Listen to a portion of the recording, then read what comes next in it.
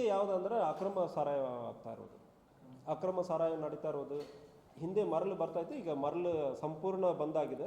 ಅಕ್ರಮ ಸಾರಾಯ ಅಲ್ಲಿ ಪ್ರಯತ್ನ ನಡೀತಾ ಇದೆ.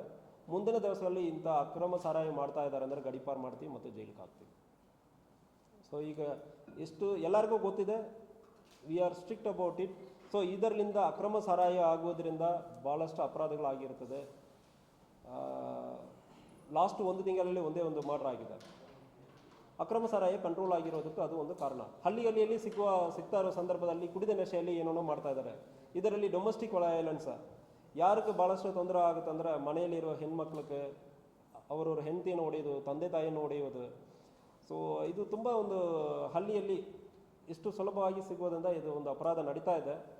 ಇದನ್ನು ನಾವು ಯಾವುದೇ ಕಾರಣಕ್ಕೆ ಅವಕಾಶ ಕೊಡುವುದಿಲ್ಲ. ಸೊ ನಮ್ಮ ಮಟ್ಟದಲ್ಲಿ ಎಷ್ಟು ಪ್ರಯತ್ನ ಆಗುತ್ತದೋ 100% will put our heart and soul into it. So ನಾವು ಪ್ರಯತ್ನ ಮಾಡಿದ್ದೀವಿ, ಅದಕ್ಕೆ ನಾವು ರಿಸಲ್ಟ್ ಕೂಡ ಕೊಟ್ಟಿದ್ದೀವಿ. ಸೊ ಇದು ಓಪನ್ ಟು ಆಲ್.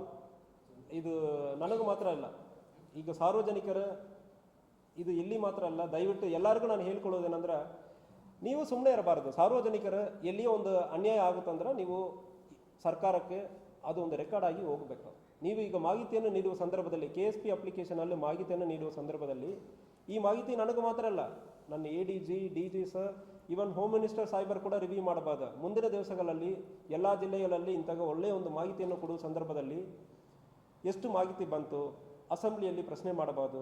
ಅದರ ವಿರುದ್ಧ ಪೊಲೀಸರು ಏನು ಕ್ರಮ ಕೈಗೊಂಡಿದ್ದಾರೆ, ಸೊ ಯಾಕೆ ಕ್ರಮ ಕೈಗೊಂಡಿಲ್ಲ. ಕೆಲವೊಂದು ಸಾರಿ ನೀವು ಮಾಹಿತಿ ಕೊಟ್ಟಿರ್ತೀರ, ಆದರೆ ಕೂಡ ಪೊಲೀಸ್ ಆ್ಯಕ್ಟ್ ಮಾಡಿಲ್ಲ, ಅದಾದ್ಮೇಲೆ ಅಪರಾಧ ಆಗಿರುತ್ತಂದರೆ ಪೊಲೀಸ್ ಮೇಲ್ಗಡೆ ನಾಳೆ ಕ್ರಮ ಕೈಗೊಳ್ಳಬೇಕಾಗುತ್ತದೆ.